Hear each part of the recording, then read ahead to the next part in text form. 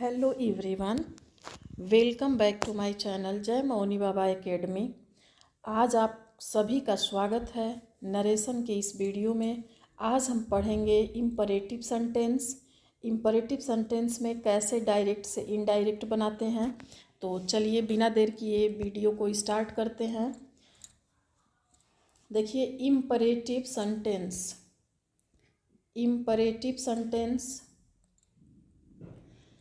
Imperative sentence सबसे पहले हम जानेंगे कि इम्परेटिव सेंटेंस क्या होता है। इम्परेटिव सेंटेंस में तीन प्रकार के वाक्य आते हैं, आर्डर, एडवाइस और रिक्वेस्ट। इस तीन तरह के हमारे सेंटेंस आते हैं जिसमें आदेश दिया जाता है, सलाह दिया जाता है और रिक्वेस्ट किया जाता है। और दूसरा इसमें सब्जेक्ट जो है यू होता है हमेशा, जो कि छिपा होता है। सब्जेक्ट यू होता है और यू जो है हमेशा छिपा होता है। और ये जो है वर्ब फर्स्ट से प्रारंभ होता है। ये जो वाक्य की शुरुआत होती है वो हमेशा क्रिया के प्रथम रूप से शुरू होता है। तो इम्परेटिव सेंटेंस के बारे में हम लोग जान गए कि इसमें आर्डर, एडवाइस, रिक्वेस्ट और सब्जेक्ट यू छिपा रहता है, वर्ब फर्स्ट से प्रारंभ होता है। अब हम देखेंगे कि इस सेंटेंस में कैसे डायरेक्ट से इनडायरेक्ट बनाते हैं। तो डायरेक्ट से इनडायरेक्ट बनाने के नियम।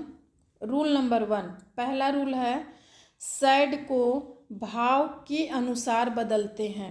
रिपोर्टिंग वर्ब जो सैड आएगा हमारा डायरेक्ट स्पीच में, तो उसको हम कैसे चेंज करते हैं। उसको चेंज करने के लिए हम उसके सेंटेंस के भाव को देखते हैं कि उसमें कौन सा भाव है।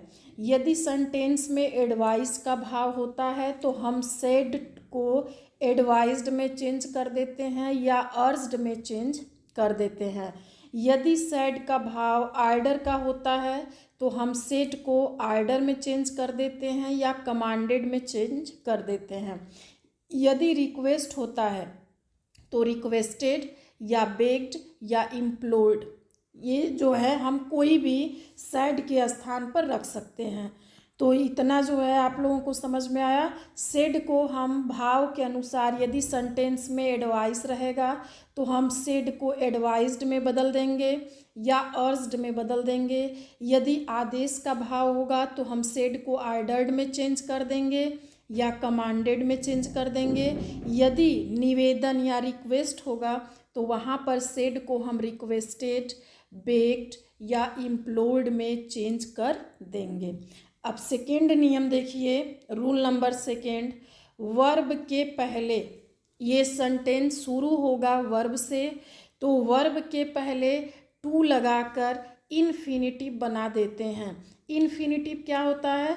जब किसी भी वर्ब के फर्स्ट फॉर्म के आगे जब आप टू लगाते हैं तो वो आपका इन्फिनिटिव हो जाता है।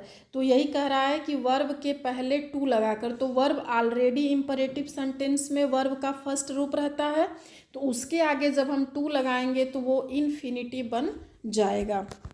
अब चलिए एग्जाम्पल देखते हैं। देखिए, Ram said to me go away, ये डायरेक्ट स्पीच है। Ram said to me go away. अब इस सेंटेंस के भाव को आपको समझना है कि ये क्या कह रहा है। तो Ram said to me, Ram ने मुझसे कहा, गो अवे, चले जाओ। तो चले जाओ ये कैसा भाव दिखा रहा है? ये जो है आर्डर का भाव दिखा रहा है। तो यहाँ पर हम सेड टू को किस में चेंज करेंगे? आर्डर्ड में।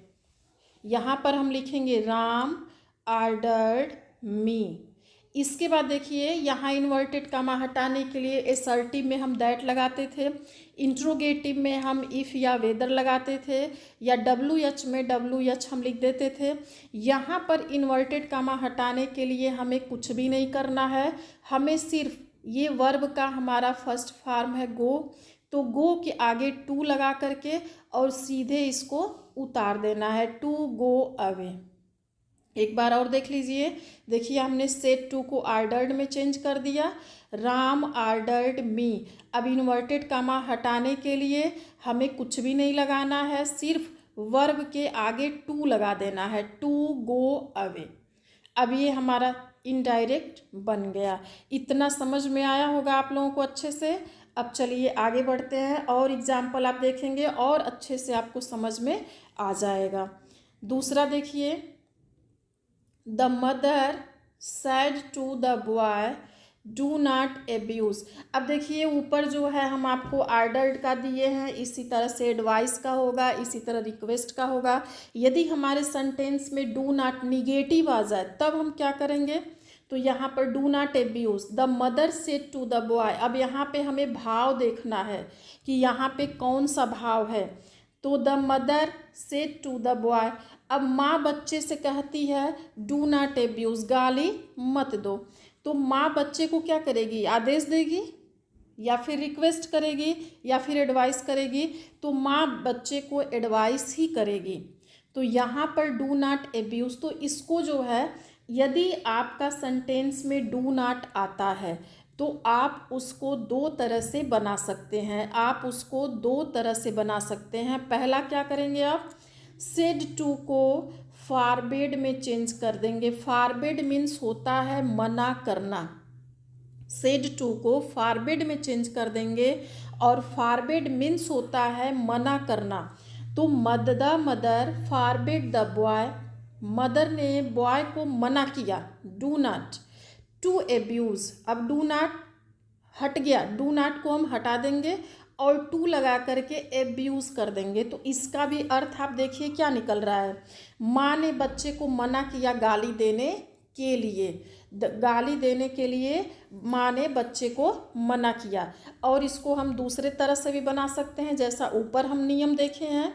तो इसमें एडवाइस दे रही है तो हम बनाएंगे द मदर एडवाइज्ड, एडवाइज्ड लिख दिए द बॉय। अब जब हम एडवाइज्ड लिखेंगे तो हम नॉट लिखेंगे, डू नहीं लिखेंगे, डू चला जाएगा, नॉट लिखेंगे, नॉट टू एब्यूज़। अब डू नॉट यदि कोई सेंटेंस में आता है तो उसको आप दो तरह से बनाएंगे, एक तो फॉरबिड लगा करके और एक जो है वाक्य के भाव के अनुसार आप एडवाइज्ड, ऑर्डर्ड, रिक्वेस्टेड लगाएंगे और नॉट लिख करके टू लगा के वर्ब का फर्स्ट फॉर्म लिख देंगे। और यदि आप फॉरबिड लगाते हैं तो आपको डू नॉट पूरा नहीं लिखना है, डू नॉट आप हटा देंगे। अब देखिए अगला, यदि आपके सेंटेंस में नेवर आता है तब हम क्या करेंगे। अब देखिए the father said to the boy never waste your time. The father said to boy, अब पिता बच्चे से कहते हैं नेवर वेस्ट योर टाइम, अपना समय कभी बर्बाद न करो। अब यहाँ पे देखिए नेवर आ गया। अब डू नॉट तो हम देख लिए कि डू नॉट में फॉरबिड लगाएंगे या फिर हम भाव के अनुसार लगा के नॉट लगा करके टू लगा देंगे।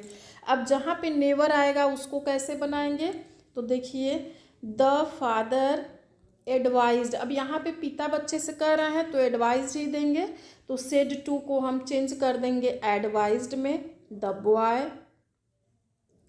अब हम क्या करेंगे, नेवर उतार लेंगे, नेवर उतार लेंगे और क्रिया के फर्स्ट फॉर्म वेस्ट है तो आगे टू लगा देंगे, टू वेस्ट। अब यहाँ पे योर दिया है तो योर को, ये योर किस पर्सन का है, सेकेंड पर्सन का, सेकेंड पर्सन है तो किससे चेंज होगा, द बॉय से।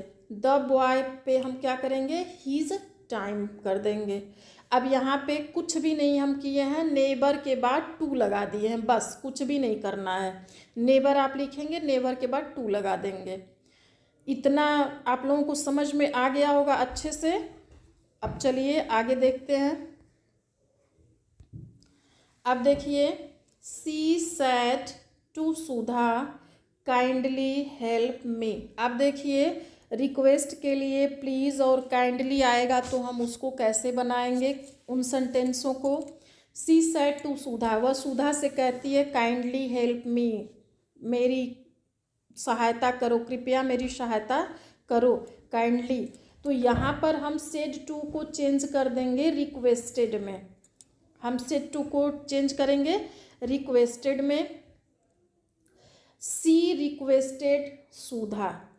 अब फिर काइंडली हेल्प मी है तो यहाँ पर हम टू लगा देंगे और काइंडली को हटा देंगे। काइंडली हम नहीं लिखेंगे, प्लीज़ काइंडली नहीं लिखा जाता है। इसके बाद हेल्प मी है तो हेल्प के आगे टू लगा दिए, टू हेल्प।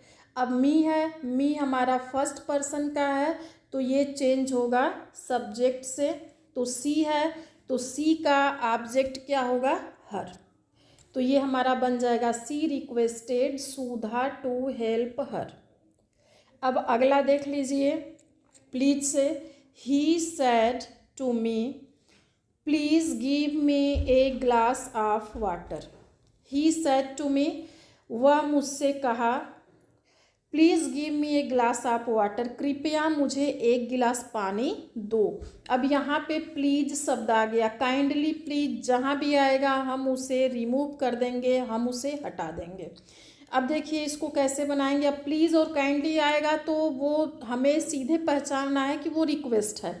तो यहाँ पर हम लिखेंगे ही सेड टू को हम चेंज करेंगे रिक्वेस्टेड में, मी टू गिव। अब यहाँ पे प्लीज़ घट गया, उसको लिखना नहीं है। अब गिव के आगे हम टू लगा दिए, टू गिव। अब यहाँ पे मी दिया है तो मी हमारा चेंज होगा ही से। अब मी ही से चेंज होगा तो हमारा क्या हो जाएगा, him a glass of water. अब देखिए, अब एक और है, देखिए, the teacher said to the boy open at page 48। अब यहाँ पे टीचर बोल रहा है सेड टू द बॉय, बच्चे से कह रहा है ओपन एट पेज 48। अब देखिए यहाँ पे कौन सा भाव आएगा, टीचर बच्चे को क्या बोलेगा, परामर्श देगा, आदेश देगा या फिर रिक्वेस्ट करेगा। यहाँ पर टीचर जो है बच्चे को जब भी देगा तो आदेश देगा। इसमें बच्चों ध्यान दीजिएगा। देखिए यदि डॉक्टर है, डॉक्टर नर्स से बोलता है, डॉक्टर पेशेंट से बोलता है। यदि डॉक्टर पेशेंट से कहता है तो वो हमारा क्या होगा, वो हमारा एडवाइस होगा। और यदि टीचर है या कोई अधिकारी है या प्रिंसिपल है बच्चे से बोलता है, ऊंचे पद के लोग अगर नीचे से बोलते हैं तो वो आर्डर होगा। और यदि हमारे दोस्त हैं, मम्मी हैं, पापा हैं, ये होता है तो अक्सर ये सारे सेंटेंस हमारे एडवाइस में आते हैं। तो ये हमारा जो है, अब देखिए, द टीचर